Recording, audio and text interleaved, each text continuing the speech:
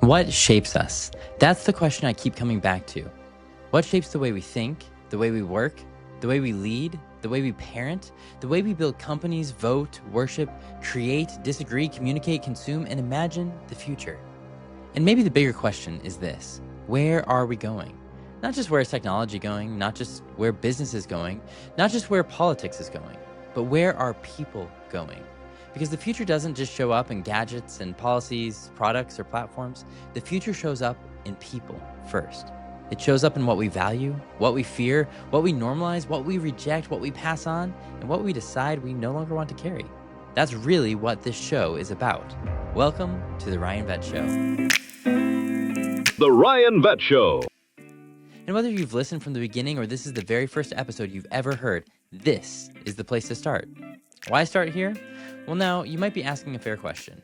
Why is there a Start Here episode after we've already published a bunch of episodes? And the answer is simple.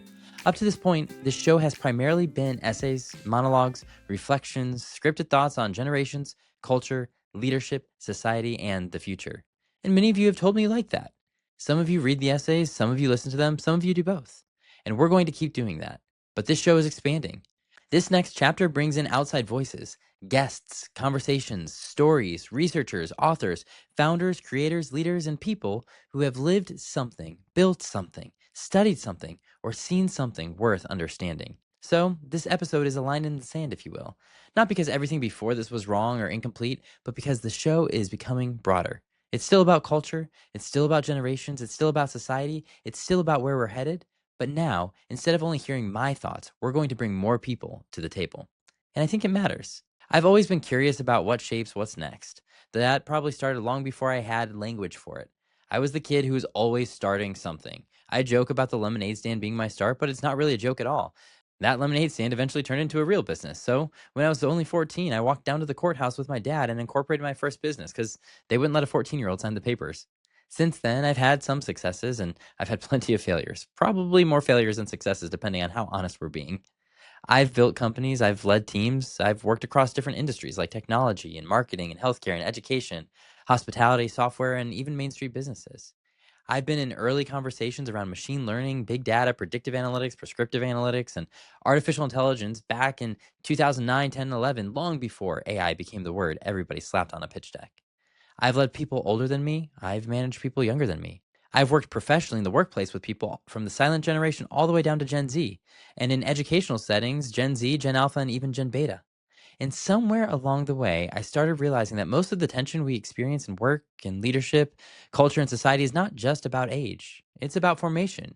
It's about what forms people. It's about what shaped their expectations, what institutions they trusted or distrusted, what technologies they adapted to, what crises they lived through, and what stories they inherited, what promises were made to them as kids, and what promises they watched break.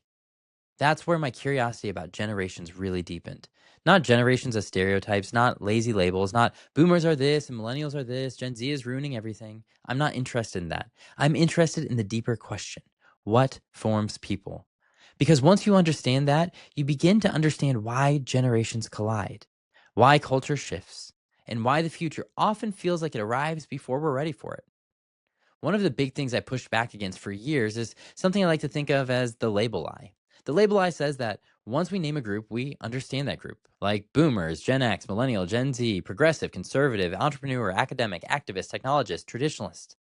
The labels may help us begin a conversation, but it's not the real conversation. Labels are simply shortcuts, and shortcuts can be useful, but they can also make us intellectually lazy. They can make us think we understand someone before we've actually listened to them. They can make us dismiss people before we've asked better questions, and they can make us confuse a category with a person. That's part of why the show exists. We're not here to win arguments because no one wins in an argument. We are here to understand what's forming culture.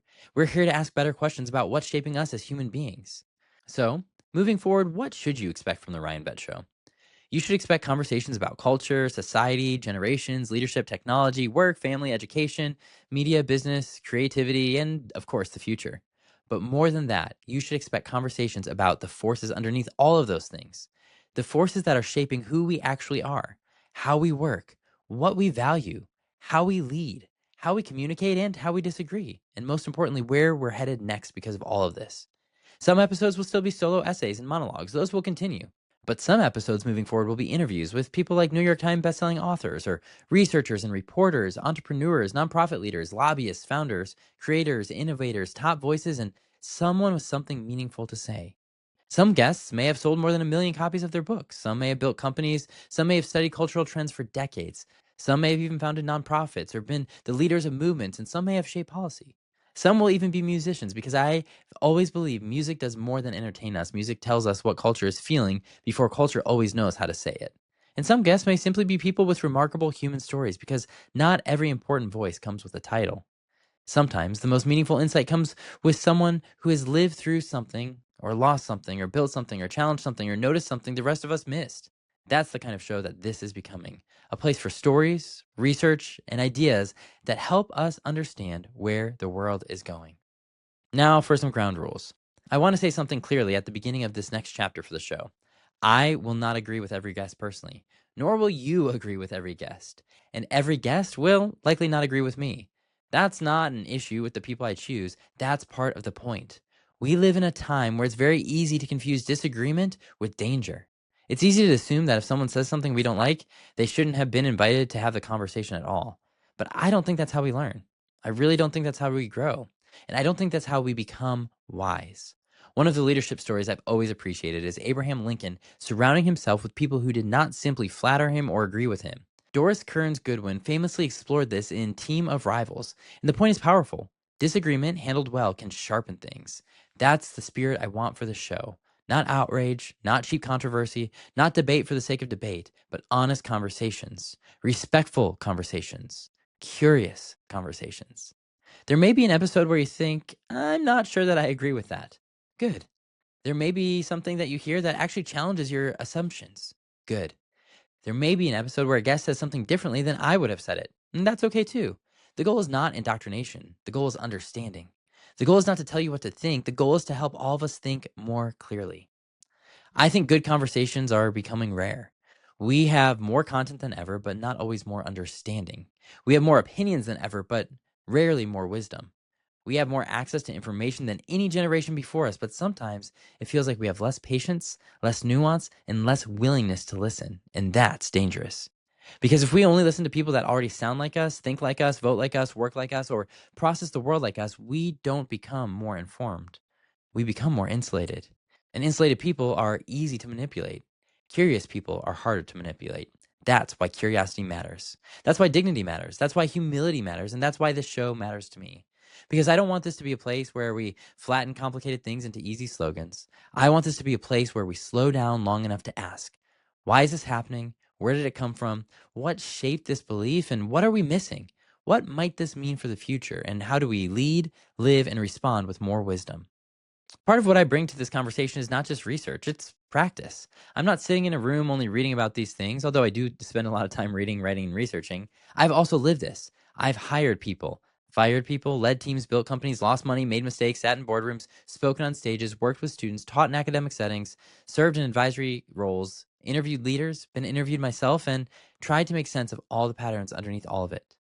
And the more I study, the more I realize that many of the biggest issues in our culture are not just political or technological, economic, or generational. They're simply human. We are trying so hard to understand ourselves in a world that keeps changing faster than our ability to process it. That's one of the greatest tensions of our time. Technology accelerates, then culture reacts. Institutions strain and families adapt and leaders scramble.